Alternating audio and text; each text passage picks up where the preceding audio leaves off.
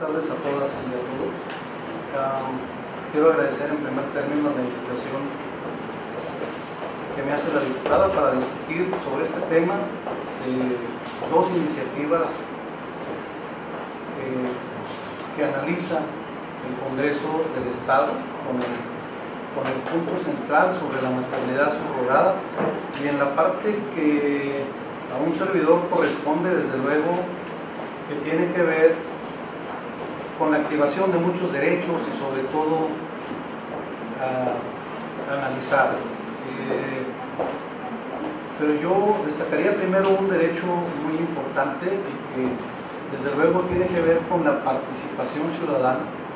Tenemos en el Estado un departamento, un área autónoma que tiene que ver con la elección del Estado, pero también hay una parte de la participación de la ciudadanía, y esta actividad que está haciendo el Congreso del Estado de tomar en consideración la voz de la ciudadanía es muy importante. Espero que así se haga como una norma hacia todas las partes que le llegan, y sobre todo en lo que tiene que ver con derechos humanos, que es muy diferente a una consulta, como señala la Constitución, es muy diferente a la participación, sobre todo en este caso, y que nos encontramos con una iniciativa de la ciudadanía, y eso habla también de la participación de la ciudadanía, pero también en el análisis de las iniciativas, sobre todo cuando se tienen que aprobar. Y desde luego yo tengo que decirles que en primera parte, en este tema de la maternidad subrogada, estamos ante un nuevo paradigma, pero tiene que ver con el origen de la vida y de quiénes o quiénes se deriva de la misma y qué se está haciendo sobre esta materia. Y también decirles que no es un tema menor en cuanto a todas las aristas, que esto representa, sí, desde luego, menudo trabajo que tiene que hacer el Congreso del Estado ante el avance de la ciencia, de la tecnología, de la genética o en el campo de la biología, y sobre todo cómo dar una solución jurídica, una solución legislativa concreta sobre este tema, sobre todo porque la polémica se genera desde la perspectiva de una circunstancia ética o religiosa que pudiera involucrar a este tema. Y esto es lo que tiene que resolver de alguna manera el Congreso. Incluso yo comenzaría diciendo y dejando una parte de la reflexión, es decir, ante la tanta problemática y que el análisis tiene que ser de una fineza, de un gran corte, sobre todo porque se tienen que cuidar todas estas aristas que aquí se han comentado, desde luego. Es decir, si la legislación sale mal, quizá estaríamos mejor no tenerla, ¿no? Sobre esa parte de esa reflexión. Porque un punto, y aquí lo decía la jueza, en el sentido de cómo cuidar muchísimos aspectos sobre la parte de la protección. Desde luego yo sí tendría algunas aportaciones que hacer en cuanto a las iniciativas, y desde luego, y aquí lo hemos notado, que la primera iniciativa, la iniciativa ciudadana que modifica o que plantea modificar el Código Familiar, pues de entrada casi ya la desecharon, puesto que no solamente es abrir el espacio para la maternidad, sino que cómo cubrir todas esas aristas, cómo cubrir todas estas cuestiones sobre, primero, cómo contratamos, primero, cómo cuidar, cuál es la base fundamental. Porque en todo el mundo la base fundamental es que no sea onerosa, que no se trate de un comercio, ¿no? Y cómo cuidar todo eso. Entonces necesariamente sí tiene que ser una legislación especial. Ni siquiera el Código Familiar, sí tendría que verse como una legislación especial para poner todos estos campos y todas estas aportaciones, y que desde luego de entrada también nos lleva a que sea un análisis más profundo de la iniciativa. Sí se requiere una mayor participación y que esto se abra a una discusión hacia la sociedad, para ir recogiendo, como el día de hoy, todas las inquietudes que están surgiendo, en aras también de sí regular una parte de este derecho que pudiéramos decir a la procreación, pero también hay otros subderechos que se están involucrando. Desde luego, muchísimos.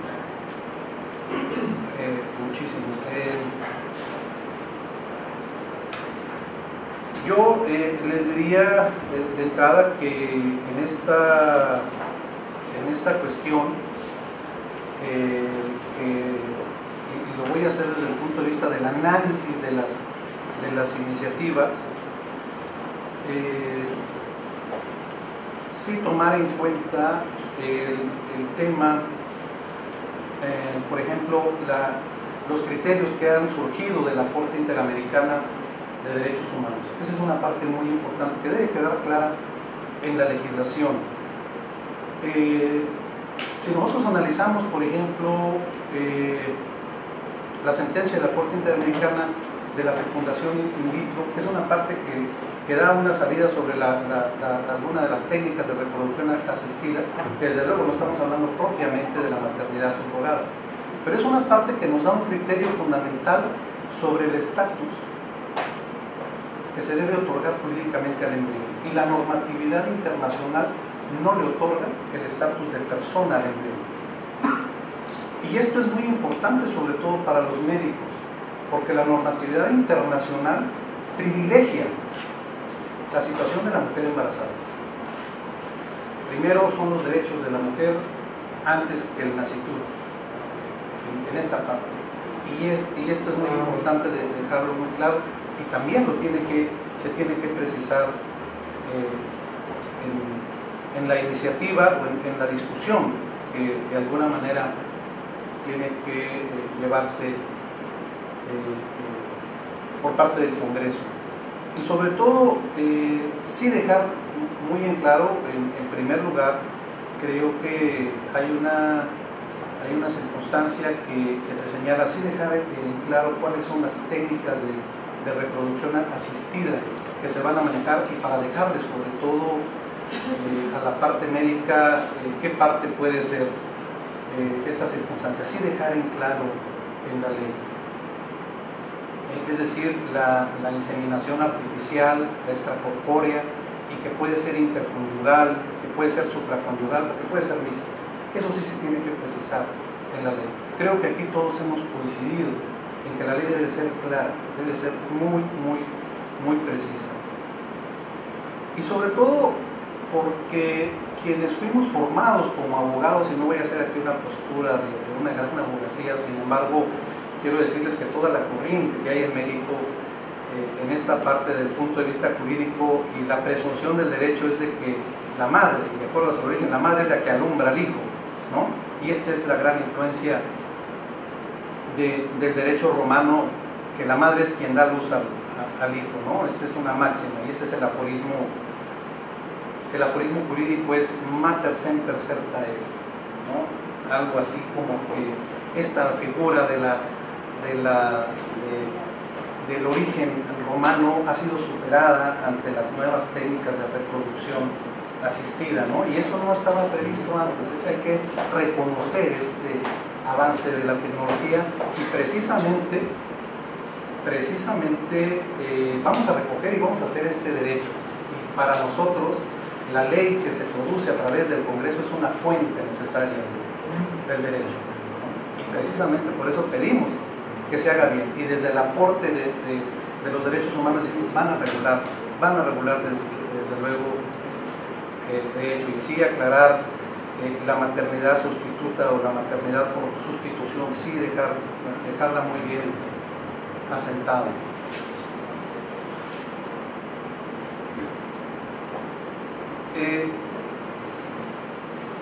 Es cierto que también debe de darse un análisis el Congreso sobre los países que la prohíben, y que además de prohibirla sancionan, como Alemania, sobre todo, que habla de una sanción para la fecundación del óvulo transferido. ¿Qué países la regulan? Por ejemplo, como Canadá.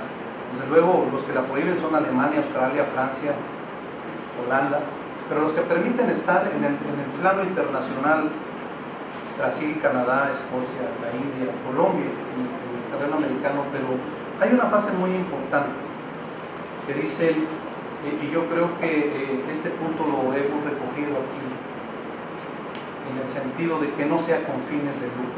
Entonces, ¿cómo poderlo legislar? ¿Cómo poder aterrizarlo y cómo poder asentarlo en la parte de la legislación que la tiene?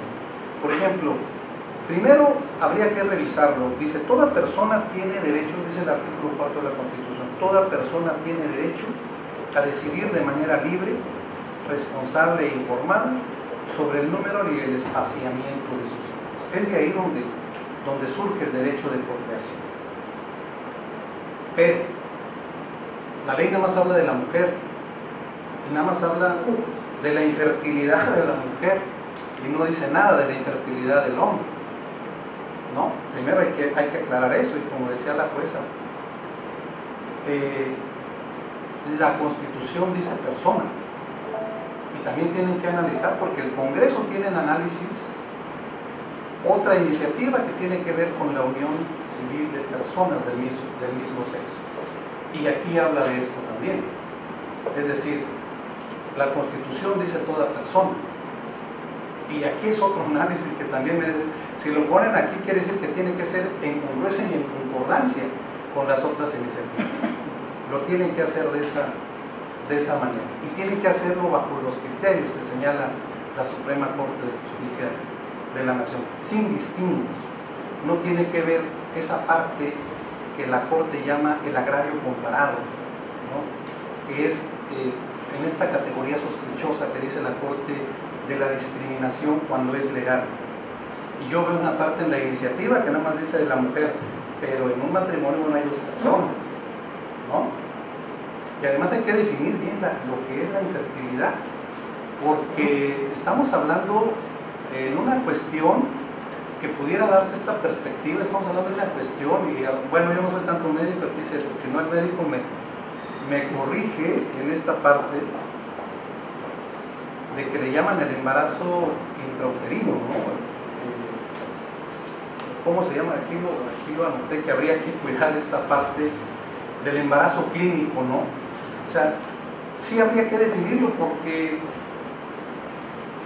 para un médico es el embarazo clínico, dice, después de haber sostenido relaciones sexuales sin protección durante un año como mínimo, ¿no? Para poder decretar la infertilidad, que no es una parte que está señalada en la ley, sí hay que señalarla, pero también cómo decretarla en la parte masculina, que tampoco está prevista, ¿no? Y que sí es necesario de alguna manera que se regule en este caso. Pero también señalar una cuestión. Yo creo que esto tiene un gran precedente y hay que tomarlo en consideración, y hay que analizar el derecho comparado, desde luego, y en esta parte, y sobre todo tomar conciencia de dónde nace y cómo surge. Desde luego el caso Baby Stern en los Estados Unidos contra Whitehead, la verdad que tampoco pronuncio muy bien mi inglés. En realidad yo cuando llego a mi casa digo open the door, tumbo la window, y él me comprende. Pero en realidad no llego tarde a la casa, hombre de casa. Pero bueno, yo creo que es importante sí destacar este hecho que resolvió el Tribunal Supremo de Nueva Jersey, de este caso de un matrimonio sin hijos, que eran los Stern.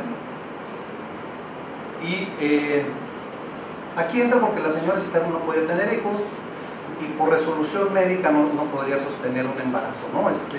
Esta parte de esta sentencia que hay que tomar en cuenta. Los abogados contratan a una mujer casada que tenía hijos, y fue a cambio de $10,000, ¿no? Primero hay que tomar en cuenta, sí, habría que ver esta parte. Y se procede a la inseminación a través de los fluidos de ambas parejas, y después del parto se entrega la criatura a la familia externa. Pero después de eso, la madre gestacional se arrepintió y demandó,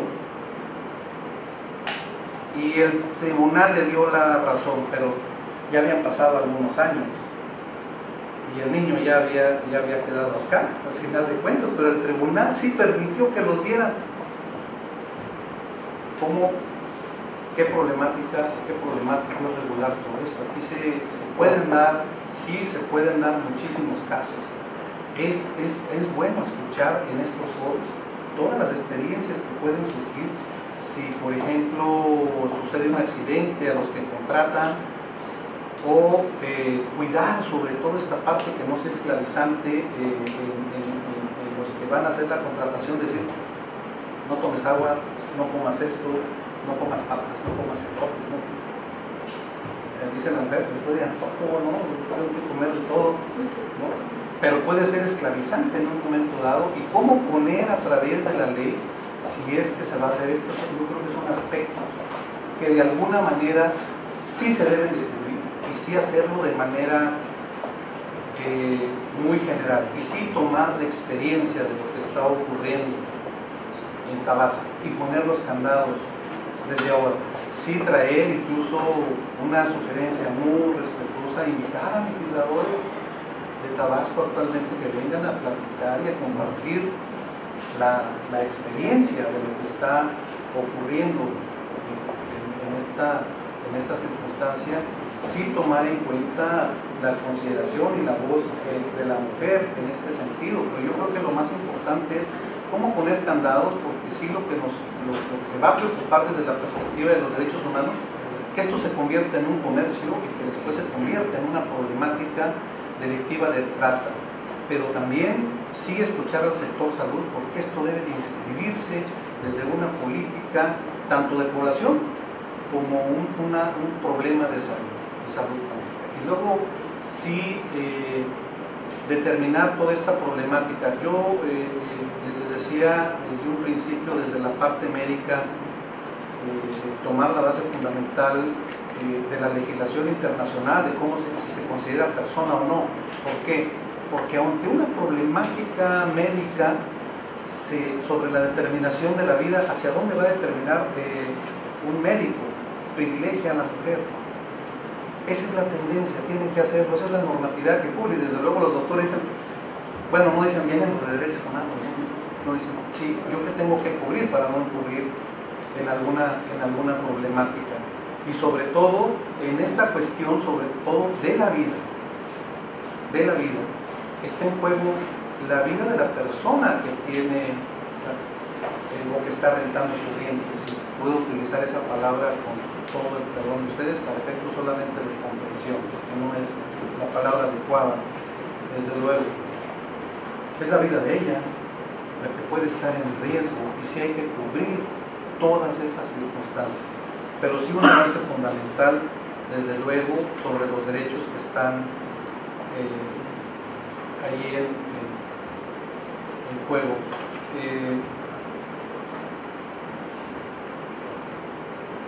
El derecho a la integridad personal, a la vida privada, como les dije, en esta parte del sistema de alimentación que lleva la otra persona, o que me estés vigilando, me siento vigilada, porque a cada momento me estás llamando, o que no puedo ir al cine, o que no puedo ir a tal evento, ¿no? Todas esas circunstancias deben de tomarse en consideración.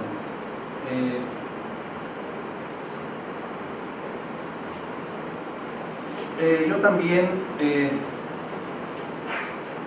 esta parte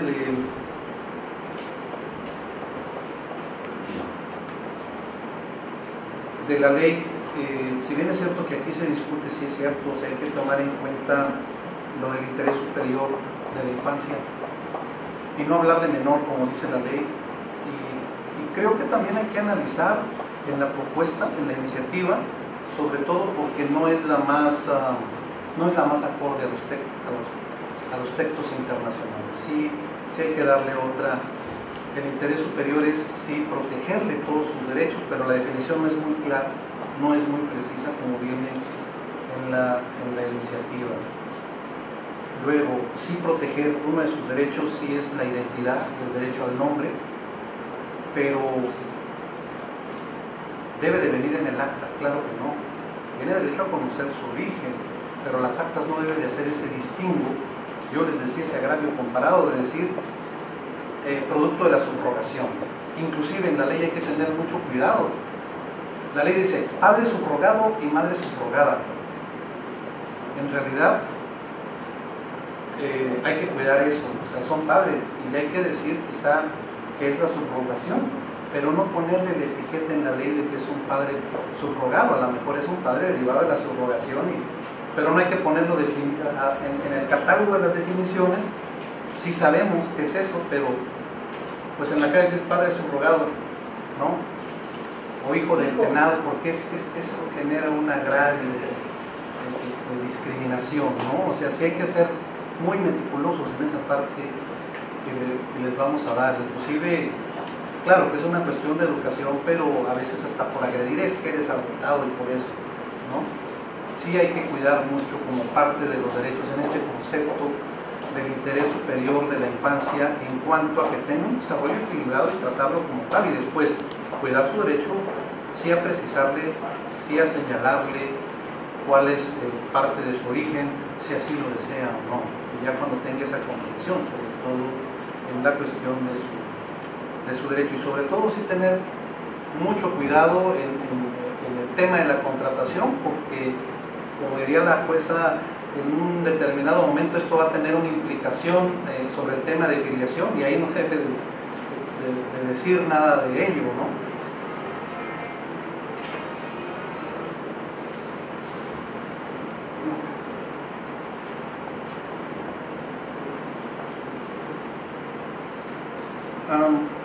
También veo que ponen un tema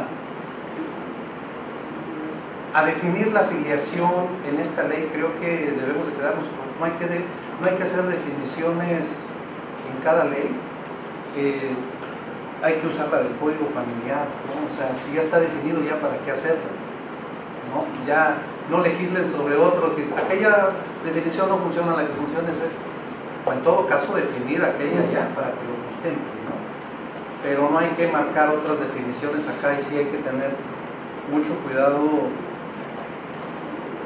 en esa parte, y sí dejar muy en claro lo que tiene que ver en la cuestión de la ley, el tema de lo que se trata de la mujer gestante, y sobre todo, como diría la juez, en esta parte dejar muy en claro cuáles son todos los requisitos para poder acceder a ese derecho, y cuando sea el hombre que lo pida, y sobre todo ¿por qué matrimonio? ¿Por qué solamente los matrimonios? Si la Constitución dice toda persona, al final de cuentas podemos tener un problema de inconstitucionalidad. Estamos dejando fuera las uniones libres, estamos dejando fuera los concubinatos, ¿no? Estamos transgrediendo la libertad de poder decidir si una persona puede tener una unión civil o no. Ahí sí hay que tener especial cuidado en esas circunstancias. Otra cuestión también,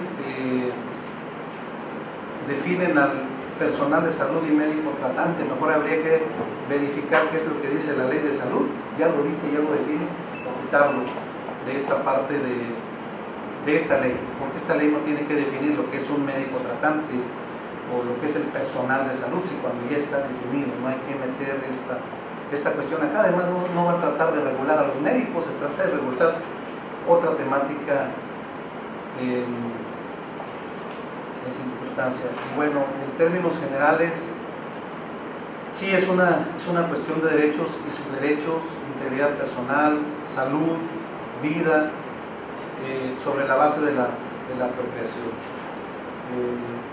Y sí habría que ser y tener mucho cuidado en la manera como se va a llevar a cabo, tomar experiencias y sobre todo recoger mucho de las opiniones de la academia, de las personas que conocen y dominan este tema, y desde luego tomando en cuenta la participación de la ciudadanía, que yo destaco un ejercicio como este está recogiendo, y espero que también se haga valer dentro de la dictaminación que se haga sobre esta circunstancia. Yo creo que una parte y lo que es lo nuestro, a lo mejor ustedes sí tienen un imperativo de decir yo tengo que legislar en tanto tiempo, y lo que yo les diría, oigan, espérense, dense este tiempo, este tema no es tan sencillo como para que, porque ustedes ya tienen 2 meses y ya deben de sacar un dictamen, yo les diría, oigan, mejor den más tiempo para discutirse, y después de que todavía tengan un proyecto y antes de someterlo a la consideración, pues se tiene que tomar en cuenta. Digo, es una propuesta muy respetuosa, de que la den a conocer para que hagan las opiniones y las aportaciones que sean pertinentes. Al final de cuentas es la agenda legislativa, y de mi parte yo nada más apelaría a ese derecho de la participación de la ciudadanía en los temas que les puedan incumbir, porque al final de cuentas tiene un destinatario, ¿no? De que van a vivir sobre el tema. Muy bien, pues yo les agradezco su atención y apelo a muchos derechos. Sobre todo, si me preguntan y no sé, tengo derecho a equivocarme. La verdad que yo he buscado en la Constitución y no viene el derecho a la equivocación, ni en la normatividad internacional, pero todo el mundo lo dice. Y bueno, puede ser que me equivoque, y también, si no me sé la pregunta, mejor me quedo callado, porque tengo derecho a permanecer callado, si no todo lo que digo puede ser usado en mi contra. No se crean. En verdad que estoy a sus órdenes y les agradezco mucho la atención. Tengo una pregunta y una propuesta. La pregunta es, usted dijo que esta propuesta se deriva de una iniciativa ciudadana. Son 2 iniciativas. Quisiera saber si es ciudadano, ciudadana, es o es una agrupación. No, es una ciudadana. Y además las iniciativas son públicas. Es una iniciativa de un exdiputado y es una iniciativa de una mujer. Es la primera pregunta. Y la segunda es que no solamente se considere la legislación que ha surgido en el Estado de Tabasco y en el marco internacional, sino también de aquellos países del mundo que la prohíben. Estamos hablando de Francia, Alemania, Austria. Entonces, que se considere por qué la están prohibiendo, cuál es su argumentación jurídica y social. No, y además yo no estoy legislando, yo también le aporto aquí a los legisladores. De hecho, toda nuestra aportación aquí, como la pues todos, sí les estamos aportando y dando una opinión. Inclusive, después que hagamos esta aportación, seguramente que haya una propuesta, volvemos todavía a hacer una nueva, ya después de que recojan todas las opiniones, ¿no? Licenciado, yo sé que esto es un marco que engloba mucho el sentido emocional, porque es la gestación de una vida, porque es una mamá que está teniendo un bebé. Eso nos sublima ese hecho. Pero yo pregunto en el acto de la contratación, ¿no debe sujetarse este acto de contratación a lo que incluye un riesgo de trabajo por un contrato temporal? Porque bueno, en la sublimación decimos es que pues implica que si hay algún riesgo pues se va a tener que estar sustentando a lo largo de toda su vida, etcétera, etcétera, pero no debiéramos circunscribirlo a lo que son los riesgos de trabajo. ¿Por qué? Porque hay personas, por ejemplo, que trabajan en lugares donde están sujetos a radiación, que también va su vida en riesgo, hombres, mujeres, y como es en muchos trabajos, ¿no? Entonces, ¿no debiera de contemplarse esto? ¿Habría algo que saque de contexto lo que es un riesgo de trabajo para contratos temporales en este asunto implicado?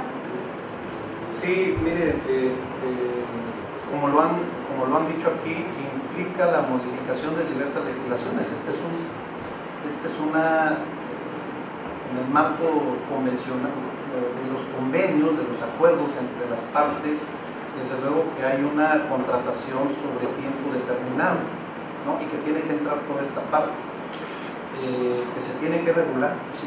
Esta es una aportación que nosotros estamos haciendo, sobre todo que se tengan cuidado, y la verdad que el tema de los sentimientos, la verdad que es muy difícil. Yo le cité el caso que origina todo esto en Estados Unidos, cómo se hizo y cómo determinó un juez que ha sentado un precedente, sobre todo qué pasa si los que contratan se arrepienten o si después esta persona que lo tiene dice no y me voy y yo me llevo a mí, no tengo el contrato, ¿qué importa?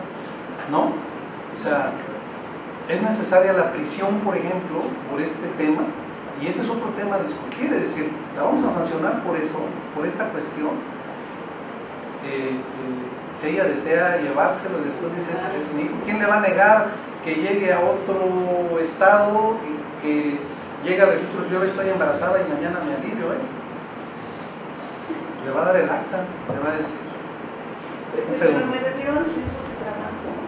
A todos los riesgos, sí lo tiene que regular. Cuando yo contrato a alguien y ese albañil se cae de las escaleras, todo tiene que preverse, todo tiene que preverse. Está estipulado mi límite de responsabilidad, sí, debe de y el límite de sujeción a los riesgos que el trabajador también puede obtener. Fíjese, estoy hablando muy imparcialmente. Entonces yo siento que ese es un tema de mucho fondo. De hecho, hasta hay ya un formato de cuáles son la lista de puntos que se van a subrogar, ¿no? Porque en la sublimación del acto, vamos a decir, es que pobrecita, o es que pobrecito, es que mira, dio su vida, es que está en riesgo esto, le dio preeclampsia y es una secuela que va a llevar siempre. Por eso digo yo que es importante tomar en cuenta el esquema de lo que significan los riesgos de trabajo bajo contrato normal, para no caer en el daño a uno o en el daño a otro, sino que sea esto imparcial, vamos, a eso me refiero. Incluso desde hecho yo les diría que se viera desde la perspectiva de salud pública, porque por ejemplo aquí estamos hablando de procreación y la perspectiva de población es el control de la natalidad, ¿no? Aquí estamos hablando de dos cuestiones que puedan chocar, ¿no? También, y en esta perspectiva de salud pública es cómo cuidar a las personas que puedan quedar en riesgo por esta circunstancia, pero sí tiene que cuidarse todo esto precisamente en la elaboración de la ley. Estamos hablando ahorita en la estructura de cómo debe de quedar la legislación y creo que todas las aportaciones pueden ser. Sí.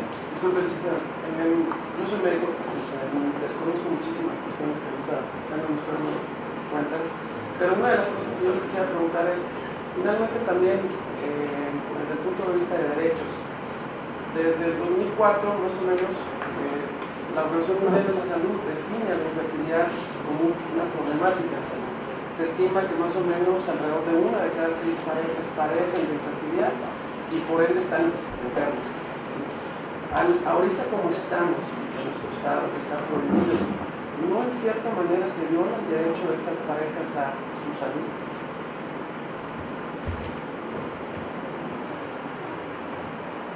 A la salud, pues más bien no, porque pudieran haber un tratamiento de cómo hacerlo, más bien. El único tratamiento es la maternidad subrogada. De hecho, como dice, bueno, o la desde el punto adopción, de vista médico, con la adopción, no, la maternidad no es la única salida, más bien queremos hablar en términos generales del derecho a la procreación y no propiamente por el tema de la infertilidad, porque al final de cuentas, si una mujer puede tenerlo y decide no hacerlo, pero dice yo quiero rentar mi vientre porque pierdo la figura, tiene derecho a la procreación y yo puedo, o sea, tengo derecho, ¿no? Digo, es discutible y puede ser que nos sentemos aquí sobre una cuestión, pero el derecho es a la procreación, no porque esté enfermo, o sea, a lo mejor el Estado le puede dar otra alternativa.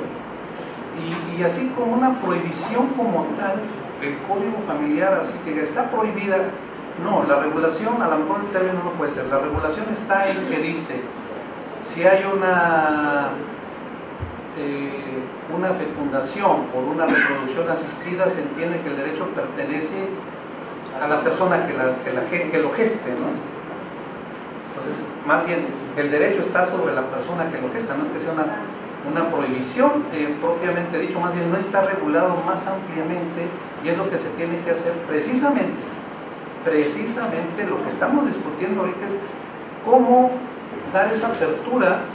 El fondo aquí es cómo dar la apertura al derecho a la procreación, no hacia tu persona, sino rentada, se puede decir, subrogada, pero de qué manera vamos a fijar los lineamientos, las bases, todos los requisitos para que puedas hacerlo y para que no pueda darse el comercio, la trata, que es todo esto que se tiene que cuidar al final de cuentas, ¿no? Sí son muchos requisitos, inclusive para adoptar es difícil la adopción. A veces muchos niños se pierden porque hasta en la entrevista se queda una persona, no eres apto. ¿Y cómo acá no te miden eso? Acá nada más por el contrato y ya. Y en la adopción es diferente. Entonces habría que discutir toda esta temática, ¿no? O sea, decir, ok, tienes derecho, más bien lo que dice la Organización de la Salud es, tienes un problema, si es una enfermedad, y por eso yo decía, hay que definirlo acá. Y lo que pasa es que en la ley nada más dice el derecho de la mujer, y no hay que decir, no hay que generar agravio comparado. O sea, está bien que el hombre no pueda procrear directamente así, pero pues se entiende que es un trabajo de ambos, ¿no? Tiene que haber, la fecundación es precisamente la conjugación de los elementos de ambos. Agradecemos, licenciado, su ponencia. Falta acá la consejera, perdón, porque si no dicen que... Aparte no voy a... Ya dije, si no me sé la respuesta... No te creas. No, tengo una duda. ¿Se puede manejar, el concepto de subrogación sería correcto o debería cambiarse el nombre del proyecto como maternidad asistida, gestación asistida?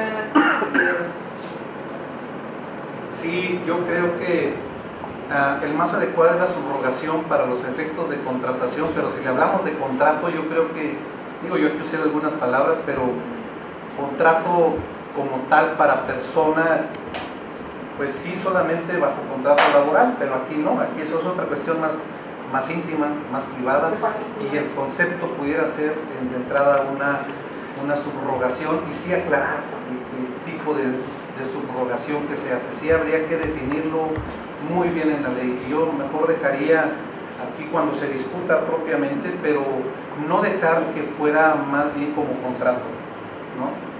Eso sí no habría que dejarlo, y hay que cuidar mucho en la ley, ¿no? Y además le prometo que sí vuelvo a estudiar sobre cómo asentar ese convenio, cómo le vamos a llamar al convenio, ¿no? ¿Cómo le vamos a definir al final de cuentas? Y además sí hay una, ¿no? Y aparte ahorita dejé la ley, ¿cómo? Sí es, inclusive en el nombre de la ley, sí no hay que ponerle maternidad subrogada al nombre de la ley. Ahí sí hay que tener mucho cuidado, como dice la iniciativa. Eso sí, más bien, en las definiciones es como se tiene que definir el tipo de contratación, ¿no? Y perdón por el término, el ser muy mercantilista, que es lo que hay que cuidar, ¿no? Hay que buscar eso, pero en la ley sí tiene que decir sobre las nuevas reglas de la maternidad estacionaria, ¿no? Sí, en el nombre de la ley. Yo creo que eso es más importante, cuidar el nombre, y después en la redacción de la misma decir de qué manera vamos a aterrizar el contrato. Y tener mucho cuidado en ese contrato con todas las experiencias que tenemos. Sí, los que están a favor y los que están en contra, ir viendo todas estas cuestiones. Y sobre todo, vuelvo a repetir, hay que ampliar más la discusión y hay que recoger más opiniones, pero esta es muy respetuosa. Si ya son los tiempos del Congreso, adelante, ¿no? ¿Qué pudiera decir? Muchas gracias. Gracias.